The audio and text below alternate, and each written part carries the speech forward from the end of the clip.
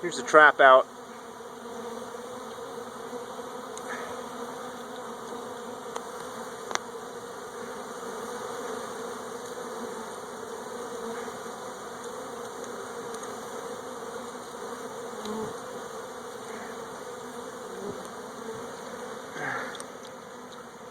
I use this corrugated plastic sign material.